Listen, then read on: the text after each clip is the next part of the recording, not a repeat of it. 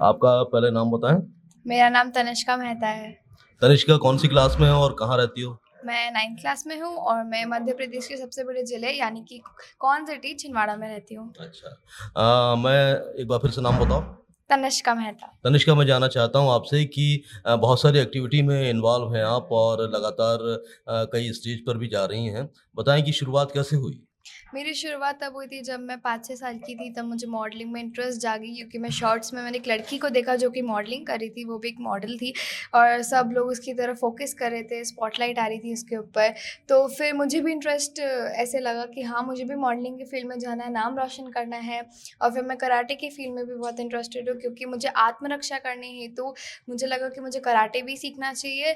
और मैं dubbing artist भी हूँ जो कि 6 कार्टून कैरेक्टर्स की डबिंग करती है। इसके साथ साथ मैंने मॉडलिंग के लिए एक बुक भी लिखी है और मुझे म्यूज़िक के इंटरेस्ट होने के कारण मैं गिटार बजाती हूँ और नृत्य में दिलचस्पी होने के कारण मैं कथक भी सीख रही हूँ, जिसके मैं 4th तो ईयर में हूँ। इतनी सारी विधाओं से जुड़ी हुई हो और 9th क्लास में हो, कैसे सब मैनेज करती हो? मैं चाहती हूँ, मतलब मैं कहना चाहती हूँ कि अगर जिस इंसान के साथ वो जज़्बा हो, वो पैशन हो किसी चीज़ को भी फ़ॉलो करने के लिए, तो बहुत जो भी हर्डल्स रहते हैं हमारे, जो भी सफलता प्राप्त करने के लिए जो रास्ता है उसमें जितने भी कांटे बिछे होते हैं, वो बहुत ही आसानी से हम चले जाते हैं अपनी सफलता की ओर। क्योंकि इंसान के अंदर अगर जज़्बा, हौसला और वो स्पिरिट हो कि हाँ, हम ये कर सकते हैं, तो फिर वो इंसान टाइम मैनेज करके अपना रूटीन में ऐसी सारी चीज़ें दूसरी टैलेंट्स को भी मतलब निहार सकता है बखूबी।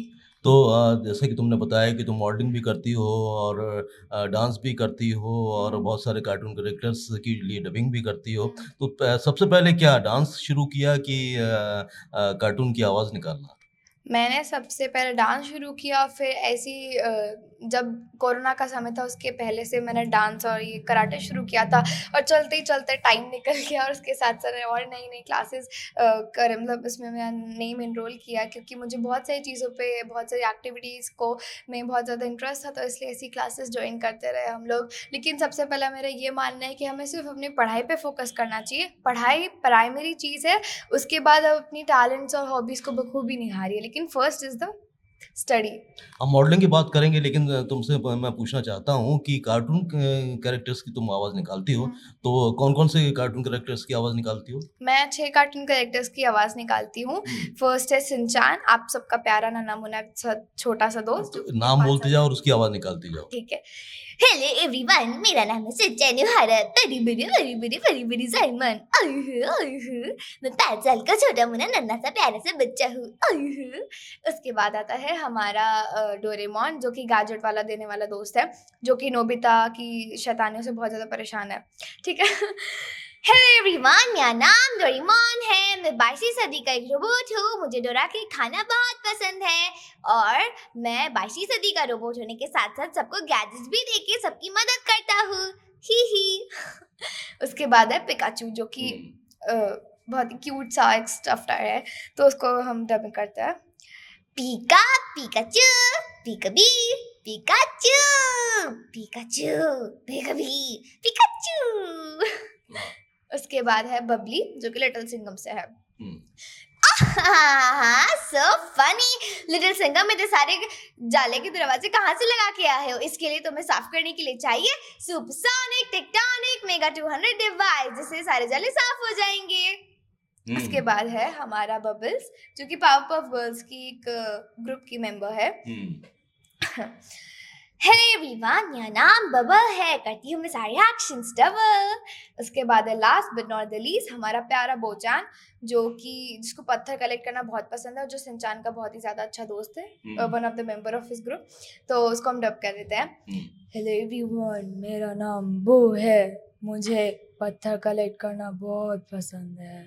बहुत थैंक यू। बढ़िया तनिष्का, तुमने बहुत सारे कार्टून कैरेक्टर्स की आवाज़ निकाल दी और कैरेक्टर्स की आवाज़ निकालने के लिए भी मेहनत कर रही हो अभी? हाँ, अभी तो देखते हैं, अभी पढ़ाई के साथ-साथ और नई-नई चीज़ें, टैलेंट्स उसको भी निहारते हैं। हुँ। जितना टाइम मिलेगा उतना सब। और मॉडलिंग में की बात करें तो कौन-कौन से ऐसे स्टेज पे तुम गई हो जो काफ़ी फ़ेमस रहे हैं और बहुत इम्पोर्टेंट रहे तुम्हारे लिए? हाँ, इसकी भी बहुत ही ज़्यादा इंटरेस्टिंग स्टोरी है, इसको मैं स्टेप बाय स्टेप बताऊँगी। तो फर्स्ट ऑफ ऑल मैं छिंदवाड़ा के मतलब सबसे पहले मैं अपने सिटी मतलब अपने ज़िले में गई, फिर उसके बाद इंडिया लेवल का, फिर ऐसे इंडिया लेवल के पेजेंट्स करती रही और क्या पता फ्यूचर में भी इंटरनेशनल करूँ और मैं अपना बेस्ट देना चाहूँगी। तो सबसे पहले मेरी शुरुआत हुई छिंदवाड़ा यानी कि मेरे ज़िले के पेजेंट से। तो मैंने मिस छिंदवाड़ा किया जिसमें मुझे miss talented Chhindwara, miss multi talented Chhindwara का मिला जो कि 2023 में था, वो मेरे ज़िले में जूनियर था। कैटेगरी में। हाँ, मतलब वो मेरे ज़िले में था तो वो एक अच्छी अपॉर्चुनिटी थी, गोल्डन चांस थी कि इतनी छोटी उम्र में मैं अपने मॉडलिंग के करियर में जाऊँ और फिर अपनी जगह बनाऊँ, एक अलग मुकाम हासिल करूँ। देन उसके बाद मेरा पैशन देख के मेरे मम्मी-पापा ने मेरा जो नाम है वो एक इंडिया लेवल के पेजेंट पे दर्ज करवाया, जो कि जूनियर मिस इंडिया 23 था। तो उसमें मैंने स्टेट लेवल का जो कि ऑडिशन था वो क्लियर करके मैं इंडिया लेवल में गई और उसमें मैं मिस टैलेंटेड इंडिया यानी कि miss talented junior miss India 2023 का अवार्ड मिला। देन उसके बाद तीसरा पेजेंट जो कि मैंने 24 यानी कि इसी वर्ष पे किया था, तो तब मैं 12 साल की थी और मैंने शुरुआत 11 साल में की थी। तो मिस हेरिटेज इंडिया जो 2024 का पेजेंट था वो अलग था क्योंकि हमें अपने जो भारतीय विरासत यानी कि हमारा हेरिटेज था वो दर्शाना था सबको, ऑडियंस को। तो थोड़ा टफ भी था मेरे लिए, चैलेंज की तरह था, पर मैंने उसको एक्सेप्ट किया और फिर मैंने अपना 100% एफर्ट्स और बेस्ट सब किया और फिर उसका रिजल्ट भी बहुत ज़्यादा अच्छा था। मेरी खुशी का ठिकाना नहीं रहा था उस दिन क्योंकि मैं मेरी कैटेगरी में विनर घोषित की गई थी जो कि जेम्स हेरिटेज इंडिया 2024 मिला और उसी के साथ एक और टाइटल मेरे नाम दर्ज हुआ जो कि है miss talented India, miss talented heritage India. Very good, very good. बहुत सारे अचीवमेंट तुम्हें मिल चुके हैं। तो आने वाले समय में और क्या करना चाह रही हो और उसके लिए कितनी प्रैक्टिस कर रही हो? अपने सारे जो तुम्हारे टैलेंट्स हैं, उसको बैलेंस करने के लिए क्या-क्या करती हो?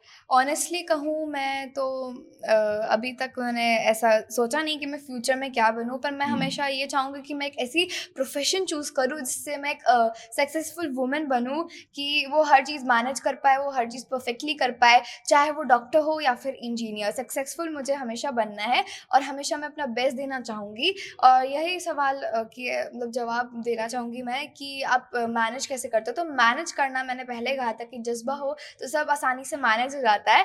उसी के साथ-साथ मैंने अपना रूटीन, टाइम मैनेजमेंट भी बहुत बड़ा रीज़न है कि मैं सब मैनेज कर पाती हूँ और साथ-साथ मेरे मम्मी-पापा का सपोर्ट है। तो ऐसे सब के साथ-साथ मैं ये सारी चीज़ें, इन सारी फ़ील्ड्स में होना, ये सब मैनेज कर पाती हूँ। तो बहुत सारे बच्चे जो आजकल हम देख रहे हैं कि बहुत जल्दी टेंशन में आ जाते हैं, डिप्रेशन में आ जाते हैं, तो उनके लिए कितनी ज़रूरी है इस तरह की आर्ट्स से जुड़ना? मैं ये युवा पीढ़ी को ये संदेश देना चाहूँगी, अगर आप मुझसे जवाब पूछ रहे हैं इस सवाल का, तो मैं उनको ये कहना चाहूँगी युवा पीढ़ी को, आज के आने वाली यंग जनरेशन को, कि वो कहते हैं कि खुद पे बिलीव नहीं करते, उनके आत्मविश्वास नहीं है उनके अंदर। तो मैं उनको ये सलाह देना चाहूँगी, संदेश देना चाहूँगी वो सोचते हैं कि भई हमसे नहीं हो पाएगा, we will not able to do this, ये हमसे नहीं हो पाएगा। वो कोशिश करने से पहले ही हिम्मत हार जाता है। तो मेरा ये मानना है और कहना है कि उन्हें अपना जो भी सफलता कि वो रास्ता है उसको वहाँ पे जाना चाहिए और अपना 100% एफर्ट लगाना चाहिए और खुद पे भरोसा रखना चाहिए। एक की फैक्टर है, मैं हमेशा खुद पे भरोसा करती हूँ और ऐसे ही फ्यूचर में आपको अपॉर्चुनिटीज़ मिलती रहेगी अगर आप खुद पे आत्मविश्वास करोगे। ये आप खुद को किसी से कम समझना, ऐसा सब बंद करो।